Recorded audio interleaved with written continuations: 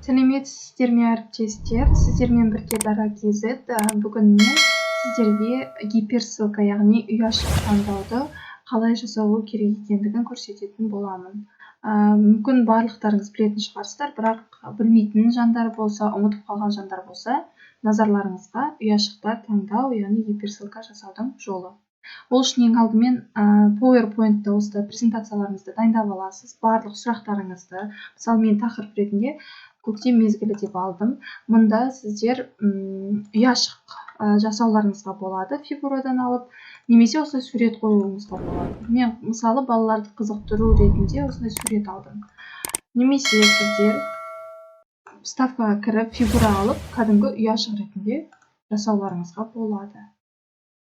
Мысалы түсін өзгертесіз, ішіне бір цифрын жазасыз, одан кейін екінші ұяшыққа 2 деп барлығын жазуыңызға болады. Маған осылай сурет арқылы дайындаған әдемірек сияқты. Енді осы ұяшықтарыңызды дайындап болғаннан кейін бірінші ұяшыққа сұрағыңызды дайындайсыз, одан кейін жауабын дайындайсыз. Міндетті түрде мынандай жаңағы фигураны қоюды ұмытпаңыз.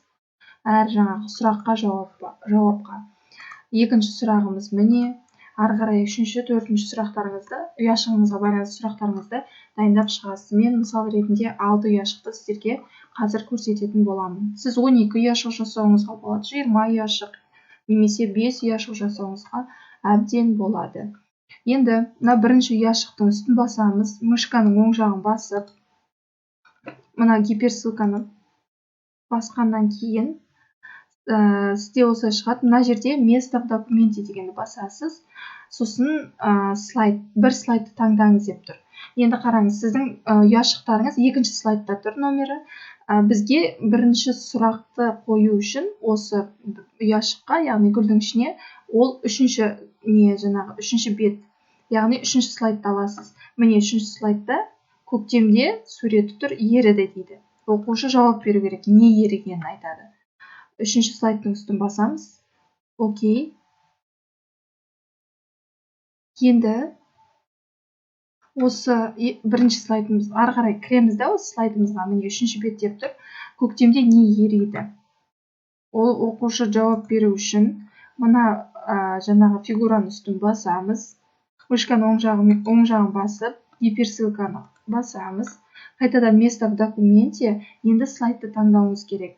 Үшінші слайдта сізде осы сұрақтар жауабы бұл слайдтың төртінші слайдта болып тұр, төртінші слайдты таңдайсыз, көктемде қар ериді, міне көріп тұрсыздар, окей дегенді басамыз. Енді төртінші слайдымызға келіп, мына фигураның үстін басып, оң жақ мышкамен гиперссылканы қайтадан қосамыз. Енді оқушы жауап бергеннен кейін қайтадан ұяшықтарды көрсетесіз сіз келесі оқушыға. Ал бізде ұяшықтар екінші слайдта сақталып тұр. Екінші слайдтың үстін басқанда, міне біздің гүліміз, күніміз, тауымыз барлығы шығып тұр. Окей деп басамыз. Болды. Ары қарай келесі ұяшықты, яғни келесі менде күннің үстін басам, мышканың оң жағымен гиперссылканы қосам, место в документе. Енді қараңыз, үшінші, төртінші слайдта бізде бірінші ұяшыққа сай сұрақ пен жауап болды. Енді бесінші слайдты басқанда бізде келесі сұрақ. Ағаштар суреті тұр, жарады. Оқушы табу керек. Бесінші слайдқа окейді басамын. Енді бесінші слайдқа барып, мына фигураның үстін басып, мышканың оң жағымен гиперссылканы қосамыз. Место в документе. Бізде бесінші слайдта мына суретімен тұр, енді жауабы ол алтыншы слайдта. Ағаштар бүршік жарады. Окей. Ағаштар бүршік жарады деген алтыншы слайдқа барамын. Мына жаңағы фигураны басам. Мышканың оң жағымен гиперссылканы қосам. Место в документе. Оқушы жауап берді. Жауабын көрді, ағаштар бүршік жарады. Дұрыс жауап берген, немесе бұрыс жауап берген, осылай көреді. Одан кейін қайтадан бізге ұяшыққа бару керек. Бізде ұяшықтар екінші слайдта тұр. Екіні басқан кезде міне көрініп тұр. Гүл, күн, тау, окейді басамыз. Ары қарай істеу үшін келесі ұяшықтың немесе мынау жаңағы суреттің үстін басамыз, қайтадан гиперссылканы оң жағымен қосамыз, гиперссылка.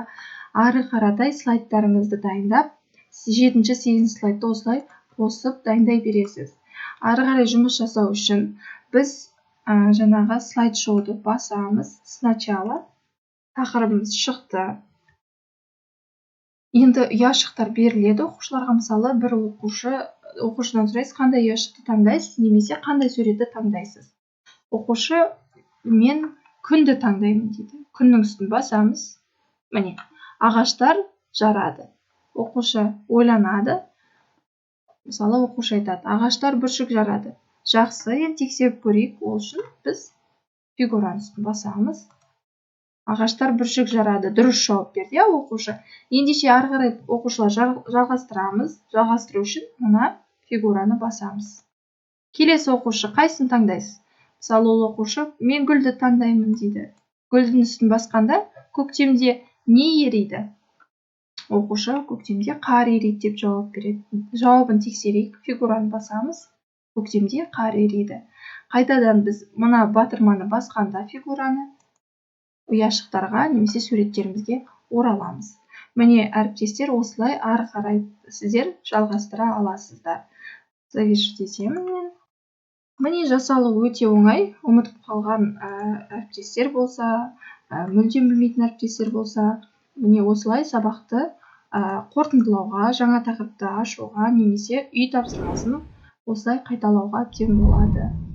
Назарларыңызға рахмет. Сіздермен бірге болған Дара KZ. Барлықтарыңызға сәттілік тілеймін. Сау болыңыздар.